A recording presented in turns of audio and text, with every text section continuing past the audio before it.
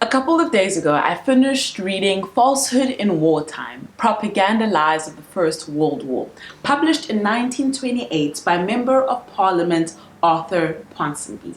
The one thing I loved about this book is how Ponsonby just roasts government and rips at the idea of nations. The Great War. We have long been deceived by the false counsels of politicians and sentimentalists who are even now pretending that this is a war that will end war. War will never end as long as human nature continues to be human nature.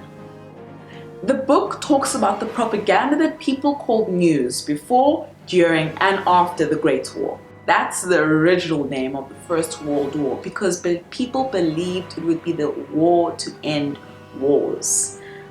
That notion didn't come out of nowhere.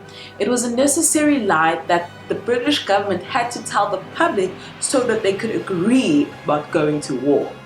The British government had made some shady deals on the side with France, but when various members of parliament were asked about the deals, essentially the answers were there's no screenshots, no receipts, so it didn't happen. But when they did answer the question, they said it would be dishonorable if Britain left their bro France to themselves if there was war on the continent.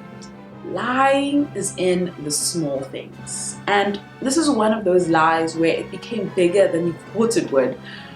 Ponsonby argues that if the agreements between Britain and France had been made more public, then perhaps Germany wouldn't have invaded Belgium, which is one of the first big incidents of the First World War. It's like if you're planning to rob a house and you know that there's just one French bulldog in the house, you're going to psych yourself up and you're going to risk it. But if you also know that there's a bull mastiff who can swim, shoot, and fly, maybe you're going to take a pause. The art of war. A good deal depends on the quality of the lie. You must have intellectual lies for intellectual people and crude lies for popular consumption. But if your popular lies are too blatant and your more intellectual section are shocked and see through them, they may begin to be suspicious as to whether they are not being hoodwinked too. Nevertheless, the inmates of the colleges are just as credulous as inmates of slums. The art of war is painting you and your crew as the defenders of peace and victims of savages. It's in depicting your enemy as cruel people who murder babies.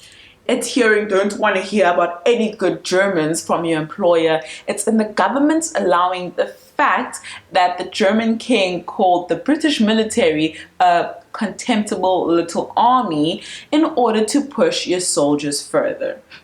Okay, just to pause. The whole scandal of the contemptible little army is literally the same as, say you and someone have beef, right? You and someone have beef, but you're not talking to each other. But you have this friend who loves drama. Now, this friend comes to you and they're like, you see that German king over there with the crown? He said you're scared, small, and useless.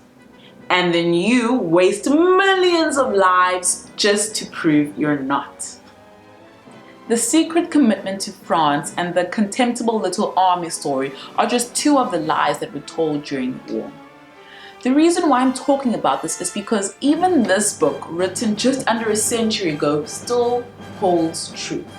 Authority will always tell the story that best fits it. That was true for the wife trapped at home while her husband was off at war doing what she believed was serving the country. And it's true now for the mother who goes to work believing her daughter is getting the education to fix a nation. It's one of the ingredients for the art of war. The reveal. The unsuccessful attempt to suppress certain facts which emerge leads naturally to the conclusion that other attempts were successful. In the end, lies reveal themselves. A compulsive liar can't keep track of all their lives, so in the end, one mistake unravels everything. Eventually, a clever group of people came along, looked around and asked, So why exactly are we sending all these people out? For democracy. Democracy. Lines and lies of policy that tells its citizens that they have the full right to vote for those who make decisions. Democracy, which says you are in the land of the free and you have your own will. Democracy, which says slander of the enemy is esteemed a patriotic duty. When all is laid out in front of humanity, we're going to have to face the music that sings of wartime, war crime, and war lies.